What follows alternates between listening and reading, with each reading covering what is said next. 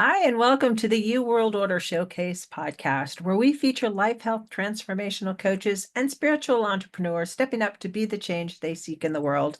I'm Jill Hart, the coach's alchemist, on a mission to help coaches and entrepreneurs amplify their voice, monetize their mission, and get visible, leveraging podcasts and a million plus audience over on the Gnostic TV network. Today, we are chatting with Chad Austin. Chad is a performance results coach. He has over 20 years of experience as a personal trainer, strength coach, educator, and is the founder of the Fitness Pivot, which is designed to help you fit fitness back into your life. Whether you're struggling to find the time or motivation to work out, he will help you take a different approach to wellness by recommending a training program for you that fits you based on your unique goals, schedule, and lifestyle. Welcome to the show, Chad. It's really great to have you here. Thanks for having me on. So, we're going to ask you the big question. Are you ready? Mhm. Yep. What's the most significant thing, in your opinion, we can do as individuals to make the greatest impact on how the world is going? I think 100% it is take care of yourself so you can show up as the best version of yourself. It comes back to what you hear every time you go on a flight these days, that you got to put the oxygen mask on yourself first before you can help other people. And so if you're showing up to not, you're showing up to the world as a negative part side of yourself, or a grumpy side of yourself, or just depressed or sad or anxious or stressed part of yourself, weak part of yourself, then you're not helping anyone. And so that is why fitness is such a big part of my life, and it's why I have such a passion for helping other people make it theirs. I love that. So, what do you think causes people to fall off the track of the fitness plan? I mean, Yeah, 20 years in now, I have learned definitely the answer to this is something that is fitness professional. When you help people, and then at some point those results don't stick, and you're it's coming back around for you to help them again, and you always have this question: what could I have done differently, or what, even, or if my own fitness results too, whenever I've fallen off track. And I've definitely learned the common factor that whenever we do fall off track with our fitness routine, it's not a lack of us wanting to be fit. It's that life's changes has happened. Life's unexpected curveballs that none of us are immune to. None of us are immune to life's changes and obstacles and adversity that we're inevitably going to go through. But I found that when those happen in life, we're really good at adapting to them when it comes to our family, our career, our faith, and the most important things in our life. But when it comes to our health, it's always the thing we're going to table till later. It's always the thing we're going to get to later because we don't think we can now. And that is ultimately what gets us to kind of fall off track. We're not adapting to life's changes, so we're still trying to fitness in our life in a way that it no longer fits us. And that is really, I've learned, to be the golden rule that sounds like common sense, but it's so hard for us to grasp, is that what you do for fitness has to fit in your life. You can force something to fit for a while that doesn't necessarily fit in your life, but the longer you do that, the more it's going to hurt the other things in your life that matter most, like your family, your career, your relationships. And so eventually you're going to be in a place where that's the thing that's doesn't fit, and it won't be there anymore. So fitting fitness in our life in a way that it fits is how we can stop from getting onto that inconsistency roller coaster we all get stuck on. that's really profound. I never actually thought about it that way, but I can see how, you start out. Most people have some sort of a fitness routine when they're young because, you're young and you have lots of energy. And then life starts happening and different kids come along, or you have a job, or you change jobs. And so what worked for you in the one position isn't really convenient for you in the other. But instead of trying to figure out and adapt, we don't really have resources out there that help us figure out how to go from, like, we were doing it this way over here, but how can we do it in a way that works for this new change that's happened in our life? That- Yeah, we really have a tough time changing. And I think it's, we have to remind ourselves, like, even professional athletes, they go Mhm. through seasons. They're not working as hard as they can all year round. Their intensity, their volume and everything of training changes throughout the course of the year. But it's always a part of their life. And so that sometimes I think we get stuck on that, like that we're, you know, we have to realize doing less does not make it less of a priority. And I think sometimes we get stuck on that. Like we want to pick up where we left off, or we want to do what we did the last time we had great results. And that doesn't necessarily fit our life anymore because our life is different now. Like Mhm. I know I can't work out the same way I did 20 years ago when I first became a trainer and I was brand new to Kansas City. I lived right behind the gym. I was single. I was a brand new trainer to a gym that already had 15 trainers, so I didn't have that many clients yet. And so I worked out 2 hours a day every single day. I was in amazing shape. But now Mhm. I'm married, I have a business, I speak, I write, I trade my own in-person clients, I do all these different things. It just would not fit in my schedule to try to work out like I did then. But if I tried to force it, thinking that's the only way I can do it, then it would hurt all the other aspects of my life. And so that is something we get kind of stuck on, and how we get stuck on that inconsistency where fitness is just a part of our life in spurts because we never really adapt to how it fits now after our life has changed. And do you think that our fitness goals change as we get older? I mean, I just from listening to you, you're talking about, when you were young, you were doing like 2 hours a day in the gym every day, and then as you progress, I mean, you're still very fit, but your goals for what is fit changes. Yeah, it's Does not that make only our sense? goals, our own definition of fitness changes. So when I first start with a client, when I first start helping someone, that's the first thing I help them realize that they need to do is redefine what fitness means to them right now. It's like our Mhm. definition of changes, or our definition of fitness changes, and also, or maybe another way to think of it is what fitness means to us changes. It's like all of my clients, it may be different. It's different now for me than it was, like I said, when I was in my 20s. It might have been all about being as lean as I could or as strong as I could, being as big of muscles as I could have back then. And now it's more probably, I mean, those are always important in how we look, but it's more important now probably how I handle my anxiety, how I handle my stress, how I handle my energy, how I can show up as my most confident self, be energetic. And for my dad or for my mom, maybe more about being able to live pain free or being able to be active grandparents and have energy to do all the things they did 20 years ago when I was a kid as a grandparent.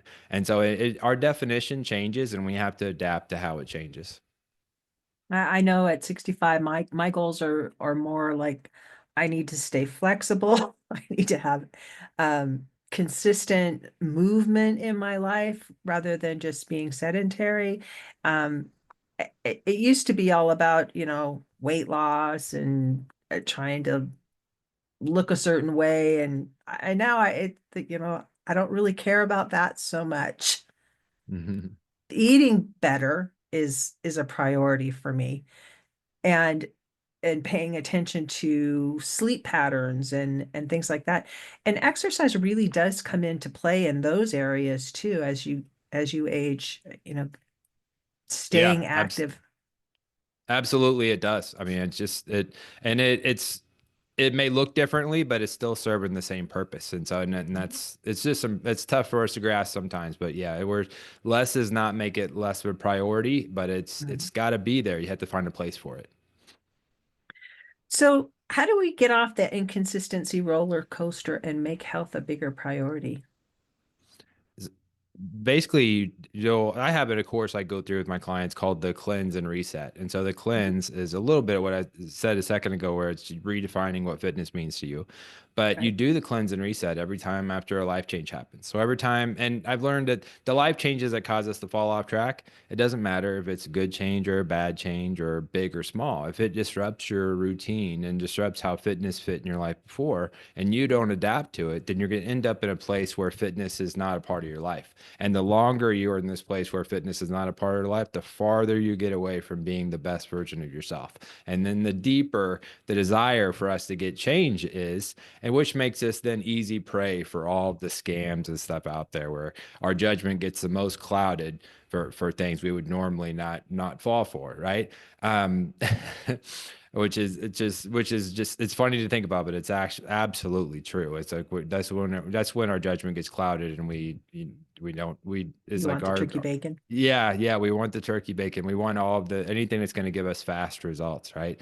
Um, but the way you get off of it is just simply adapting. And so it's very simple. The cleanse and reset I have people go through is defining what fitness means to you, and then the next part is figuring out how fitness fits. So whenever a client comes back in my life, or a client is restarting with me for the first time or starting with me for the first time, and and basically I'll learn what obstacles, what challenges that stopped them from having fitness in their life from the last time they were in good shape, and and so I'll basically let them know we're not picking up where you left off, because that's what you want to do. You every time your desire is the highest for change, we think of the last time we were in great shape, right? The last time we had great success, and whatever we did then, that becomes the bar. Like whatever we did for our workouts, whatever we did for our meal plan, that's the bar. And like doing anything less than that is not enough, and it's something we'd almost be ashamed of. So that's how we get to the spot where I don't have time.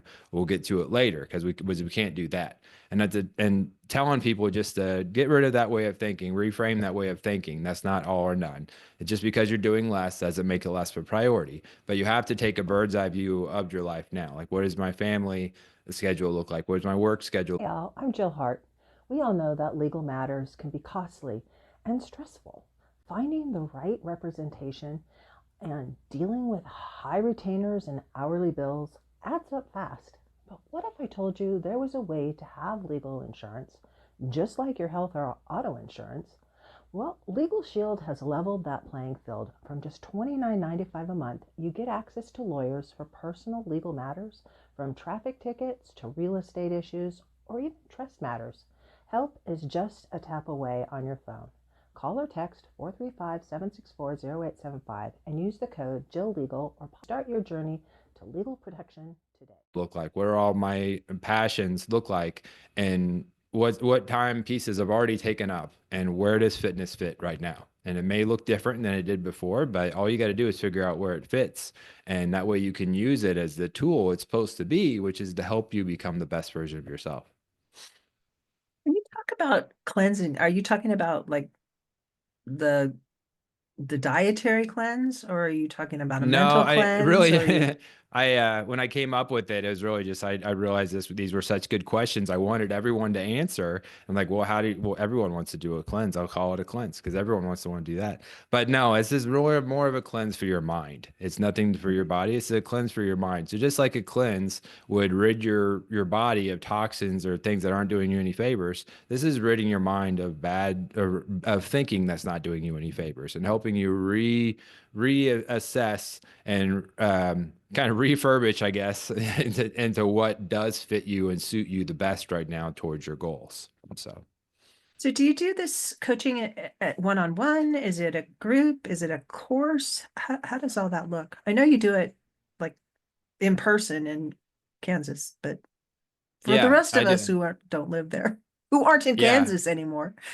Yeah, this is available for everybody on my website, thefitnesspivot.com. That's easy to find, right? It's right above my head here. Mhm. Thefitnesspivot.com. That's where you can find me, and that is a free service that I give is the cleanse and reset, which is priceless. And so that is Yeah.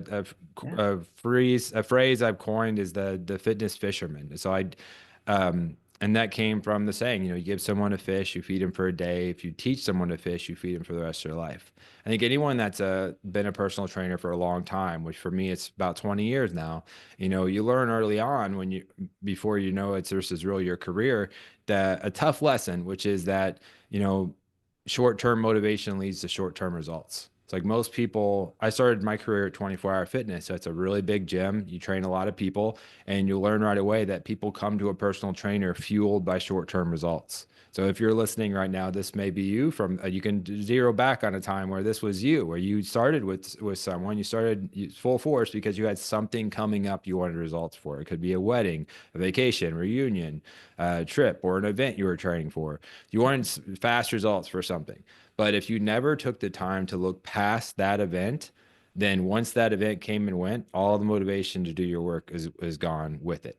And then so that makes it to where, you know, all those results you got are just going to be temporary. All that hard work you put in is just going to be temporary. And that sucks.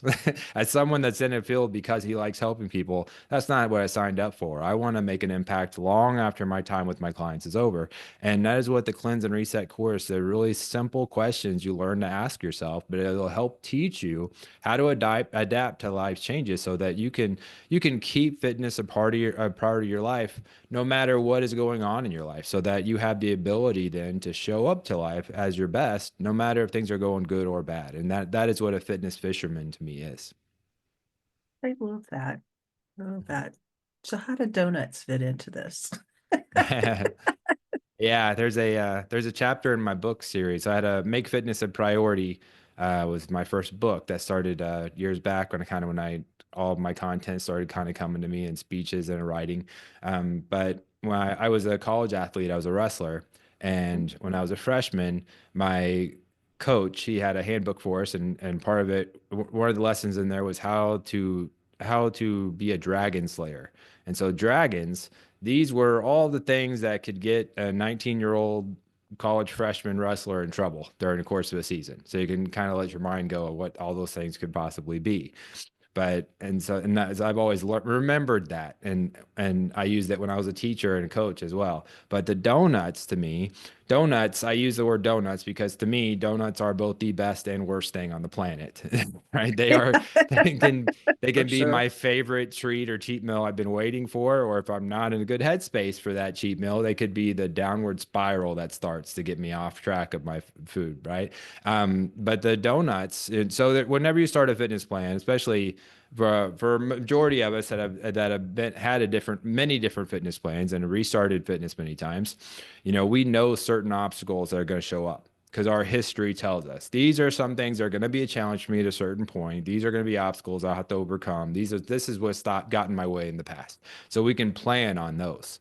But your donuts are the curveballs you can't see coming. These are the things that you cannot plan on that you have to learn to adapt to at the time. And there'd be easy excuses to say, because of the donut, oh, I can't get my workout in. But there is still a way. And so an example would be the bad weather donut. So this means you're trying to get up and do a walk or a run before work, and you have everything ready. You set yourself up for success. You have your running shoes out. You got your workout clothes on top of it, so you can just hit your alarm, get dressed, and go out the door. And you do all that, and you open the door, and it's pouring down rain. So you think, okay, I could run in the rain, but if I'm really against that, then how am I still gonna get my workout done? I wasn't planning on this. This is a curveball, so I could use it as an excuse not to do it, or I could find a way. There's always a way. And when to be a donut slayer, there's basically you have the only resource you need to be a donut slayer, and that is your own brain. There is always a way to either find an excuse or find a way to overcome that obstacle. And so that is what a donut slayer is. A donut is the curveball you couldn't plan on, but if you're a donut slayer, then it won't stop you. You'll still find a way. You help people find other alternatives to use as like backups because I get the weather donut. I walk Mhm. with my husband and he's he fell the last time we were out there and there was a little bit of ice on the road, but Yeah. you know, we're older and It's we that way here feared now. And yeah. falling. Oh, I get it. I mean, as a jogger or a runner, whenever I'm doing that, as the hardest time is, I mean, I can handle cold. I don't like it as much. I got to be really in a workout zone to want to do it. But when it's slick, that's the worst. If you're running, especially if you're running with a pet, I mean, if you kind of slip and almost fall one time, that's enough to scare you for going forward because you never know when you're going to hit those patches. So, I mean, I totally get that. But I mean, being a donut slayer, I'll tell you, it is a practice. You're not always going to get it right, but it's just learning every time, you know, coming back, well, how could I have overcome this if I wanted? What could I have done differently next time? It's a practice. You're not going to get it right every time, but every time you slay a donut, the next one gets easier. So it just, you have to have that going into it, have that mindset. Yeah. And there's things you can do instead of like, you know, you have backup Mhm. workout things that you can do. But you gotta pivot, right? So that's kind of where the yeah, fitness pivot came from. It's when plan A no longer fits. How do you pivot to plan B? So, and there's so much, I mean, it's such a learned behavior, but the thing is, we know how to do this behavior because we already do it with our family, with our job. You know, if something comes up in life, but your kid has a game, um, coming up, you're not going to miss that. You're going to find a way to still overcome everything and be there for your kid or for your spouse, or if you have a deadline at work, you're going to find a way still to get it done. We naturally use this skill we have to overcome obstacles and find a way when it comes to our family, our career, everything else. But with faith, when it comes to our fitness, it's always something we give it a pass. So we can put it off till later. We can table it. If, oh, we couldn't do it today. I mean, that we justified it because of the donut and stuff. But there's always a way. We just have to learn how to use that skill we have in practice. I like that a lot. So you have the Make Yourself a Priority starter kit. You want to talk about that for a second? Yeah. The make yourself a priority starter kit. It's a little gift from me for all the listeners that hear me speak whenever I speak. And you can get it at thefitnesspivot.com. You go to my website, scroll just a tad bit, it'll pop right up on the screen and you can get it. But it is a free copy of my first book. So Make Fitness a Priority, How to Win the Fight Against Your Excuses. That was my first book. It ended up being 2 books and then 3 books and then a whole community. So it's been kind of a growth for mine for about 10 years now. And then you also get an action course with it, which is Win the Fight Against Your Excuses is the name of the action course. So it's just short little stuff of good content, good call to action steps that you can take right away, that maybe new steps for you haven't done before. That will be something that you'll take away and remember. And also you get an invite into our community. And so, and that is important whenever, especially on a fitness journey. Um, you don't have to surround yourself with so Jim Rohn, I think he says you are the average of the 5 people you're surrounded by. And that I mean, I do believe that to a certain point, but I don't believe that you have to get rid of people in your life that aren't on the same mission as you. But I do believe you need people in your life who are going to be supportive of what you're doing. So if you only have people in your life who are not going to be supportive, or worse, are going to dismiss all of your wins, then that's toxic for you, and you're setting yourself up to fail. So, I mean, especially if you're starting a fitness journey, you have a big goal, like a big weight loss goal, or you're training for a marathon or something like that. You know, it's a long way to that finish line, and you can't focus on that. You have to focus on all the wins. You got to stack the wins and celebrate each one of them and focus on that on the way there. And you need to be surrounded by people who are going to celebrate with you, not dismiss those. And so that welcoming you into our community is the least I can do. It's full of people who are on the same mission as you, are going to cheer for you and are going to help you get up if you fall. I love it. I love it. My husband says winning is the sum of small victories. Absolutely. And Yep. gotta remember those. So I'd like to thank you today for joining us today, Chad, and thank those of you tuning in. And to learn more about Chad and making yourself a priority, visit thefitnesspivot.com, and we'll be putting that link in the show notes too. If you have a podcast or you're interested in starting one to get your message in front of our huge and active audience, be sure to check us out or to reach out to support@heartlifecoach.com. We love to help spiritual entrepreneurs and coaches amplify their voice and monetize their mission, and offer a variety of ways to do this on the Gnostic TV network platform. Join us for our next episode as we share what others are doing to raise the global frequency. And remember, change begins with you. You have all the power to change the world. Start today and get visible.